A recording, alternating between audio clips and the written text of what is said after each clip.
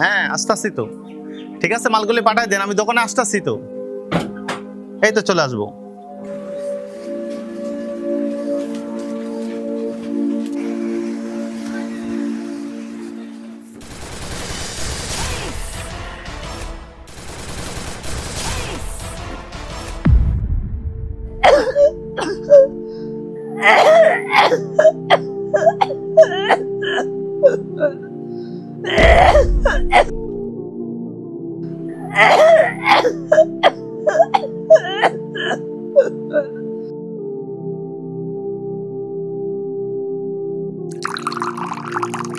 জাতিসংঘ ইউএন প্রতিষ্ঠিত 1945 সালে। জাতিসংঘ ইউএন প্রতিষ্ঠিত 1945 সালে। জাতিসংঘ ইউএন প্রতিষ্ঠিত 1945 সালে।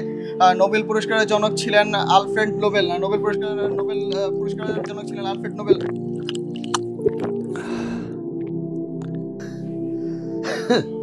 জাতিসংঘ ইউএন প্রতিষ্ঠিত 1945 সালে। বাবা সালমান, 1945 সালে। জাতিসংঘ ইউএন সালমান, 1945 সালে। নোবেল পুরস্কারের ও জনক ছিলেন বাবা সালমান। জি আব্বা আসতেছি।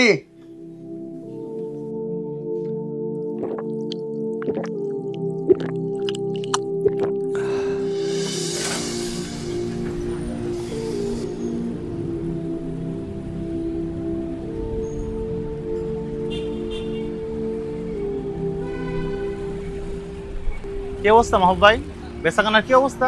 জি ভাইজান ভালো। কোম্পানির মালগুলি দেওয়ার কথা দেওয়া হয়েছে?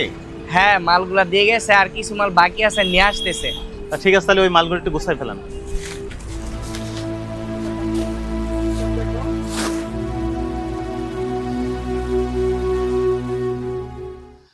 বাবা সালমান, সালমান, ও বাবা সালমান। আব্বা আমারে ডাকছেন? হ ডাকছিলাম, তোমার ভাইয়ারা কই? আব্বা বড় বাইরে সকালে দেখছিলাম রেডি হয়ে বাজারে গেছে, দোকান খুলছে মনে হয়। আর ছোটটারে দেখছিলাম ওই যে চার্জে থেকে মোবাইল খুলে নিয়ে গেছে, মনে হয় কোথাও গেম টেম খেলতে গেছে। তো সারাদিন গেমই খেলে। আহ ছোটটারে লইয়া আর পারলাম না। শোনো, তোমার ভাইয়ারা বাইতাইলে কাগরে লইয়া আমার কাছে আইবা, আমি তোমাকে লগে একটু কথা কমু। আচ্ছা আব্বা ঠিক আছে। ভাই আসলে বলবো না আপনার এখানে আসতে, আর ছোটটা আসলে পাঠায় দিব মনে। আপনার কিছু লাগবে কি আর আব্বা? না এখন আর কিছু লাগবে না। আল্লাহ। তাহলে একটু রেস্ট করেন, আমি যাই, আইলে পাঠায় দিব মনে। আচ্ছা ঠিক আছে। ঠিক আছে। আল্লাহ।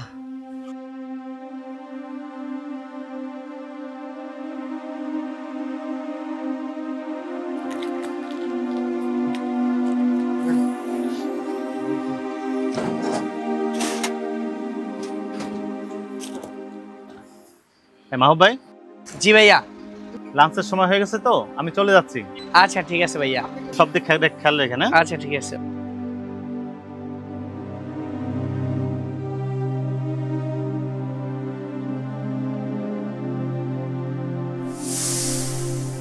ভাই মাছ কত টাকা কেজি? আরে কত হলে দিবেন? আচ্ছা এটা উঠান তাহলে।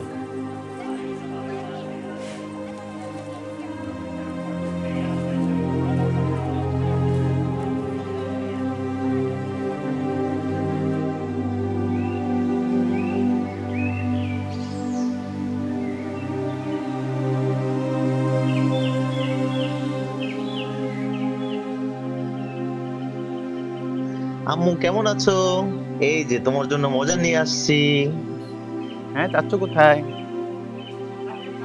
সালমান, হ্যাঁ সালমান, সালমান কই? ভাই আসছেন? সবজি আছে, আম্মুর কাছে দাও। ও ভাইয়া, ওই যে আব্বু সকালে ডাকছিল, আব্বার কাছে গেছিলাম, ওই আপনারা দেখা করতে গেছি। ঠিক আছে আমি যাচ্ছি। ঠিক আছে ভাই। আসসালামু আলাইকুম। ওয়ালাইকুম সালাম। আব্বা আমার ডাকছিলেন? জি বাবা ডাকছিলাম, আমি তো তোমাকে তিনো বাইরে ডাকছি। আমার নাতিন ধরে নিয়ে এসো, ভালো হয়েছে। আমার বয়স হয়েছে, শরীরে শক্তি নাই, না পারি বসতে, না পারি হাঁটা চলাফেরা করতে।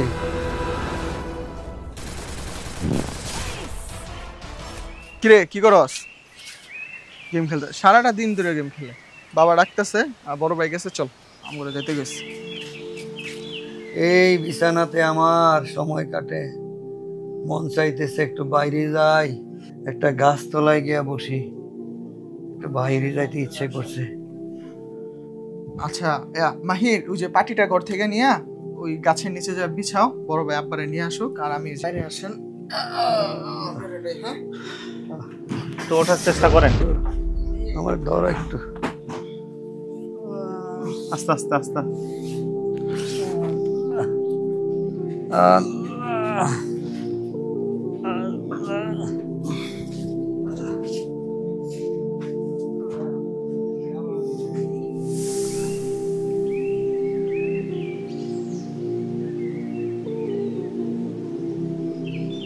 থামো, দাদুর একটু বসতে দাও।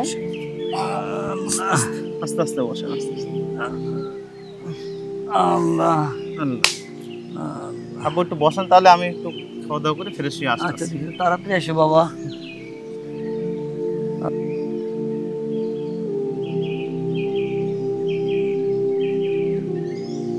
তোমরা 5 ভাই যদি একসাথে থাকো, তোমাদেরকে কেউ ভাঙতে পারবে না। তা আমিও চাই বাবারা, তোমরা 3 ভাই একসাথে থাকো। 3 ভাই একসাথে থাকলে কেউ তোমাদেরকে ভাঙতে পারবে না। রাশেদ আইছো? ও, তোমার জন্য অপেক্ষা করছিলাম। তো রাশেদ জন আইছে, এবার আমার আসল কথা বলি। আমার জীবনে অনেক পাপ করছি, অনেক আবাদত ছাইড়া দিছি, মনটায় চাই আবাদত করতে, কিন্তু আমার শরীরটা এখন কুলায় না। বাবারা, তোমরা তো যুবক মানুষ, তোমাদের গায়ে অনেক বল আছে, তোমরা চাইলে এখন অনেক আবাদত করতে পারবা। আল্লাহর পক্ষ থেকে 5 ওয়াক্ত নামাজ ফরজ, এই নামাজগুলো তোমরা পড়ো না, নামাজের প্রতি তোমাদের এত অবহেলা কেন বাবারা? বাবা, আমি তো ব্যবসা বাণিজ্যের জন্য ব্যস্ত থাকি, আপনি জানেন। দোকানে নিয়ে ব্যস্ত থাকতে হয়, সংসার নিয়ে ব্যস্ত থাকতে হয়, আপনার নাতের নিয়ে স্কুলে যেতে হয়, সারাদিন অনেক ব্যস্ত থাকি, এর মধ্যে নামাজ পড়ার সময় পাই না। আরেকটা বিষয় হলো, নামাজ বুড়ো বয়সে পড়া যাবে, আর এখন নামাজ যে পড়ি না, তাছাড়া নামাজ না পড়ে তো সব কিছু ভালো চলতেছে, এখন নামাজ পড়া লাগবে কেন? বুড়ো বয়সে পড়বো, আপনার মতো বয়স হোক, আমরা এখন যুবক আছি, তখন নামাজ পড়বো। আপনি শুধু দোয়া করেন। আব্বা, বড় ভাইয়ের কথা তো শুনলাম, বড় ভাই তো বললো। আমি তো আসলে তেমন কিছু না, খারাপ কাজও করি না, আমি আসলে পড়াতেই সময় দেই। এই নামাজের যে সময়টা দিব এটা আমি পড়াতেই দিই, কারণ যদি ভালো একটা কলেজে না চান্স পাই, ভালো রেজাল্ট না করতে পারি, তাহলে তো ভবিষ্যৎ অন্ধকার। আর যদি ভবিষ্যৎ অন্ধকার হয়ে যা, তাহলে নামাজ দিয়া কি হইব আব্বা? এই কারণে নামাজে তেমন একটা সময় দিন আব্বা। আহা, বাবারা, তোমাদের কথা শুনা আমার বুকটা ফাইটা যেতেছে। প্রতিদিন আল্লাহর ঘরে 5 বার তোমাদেরকে ডাকে, তোমরা কেউ এই ডাকে সাড়া দেও না, আর সেই সময় তোমরা তোমাদের কাজ নিয়ে ব্যস্ত থাকো। আরে দুনিয়া তো ডাকে তোমাদেরকে সামান্য উপহার দেওয়ার জন্য, আর আল্লাহ ডাকে তোমাকে বিশাল জান্নাত দেওয়ার জন্য। আর তোমরা কিসের পিছনে দৌড়াও? তোমাদের জন্য একদিন কবর খোঁড়া হবে, আর সেদিন একটি প্রশ্ন উঠবে, দুনিয়ার পিছে দৌড়াইলি, কিন্তু আখেরাতের পিছনে তো এক পাও দৌড়াইলি না।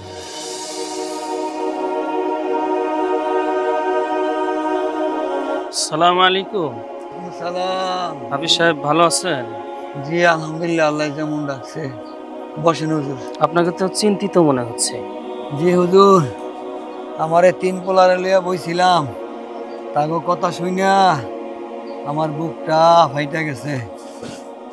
তারা আল্লাহরে বুইলা গেছে, নামাজ রোজা বুইলা গেছে, আখেরাত বুইলা গেছে। তারা সবাই দুনিয়ায় মগ্ন হয়ে গেছে হুজুর। এ আমার কষ্ট।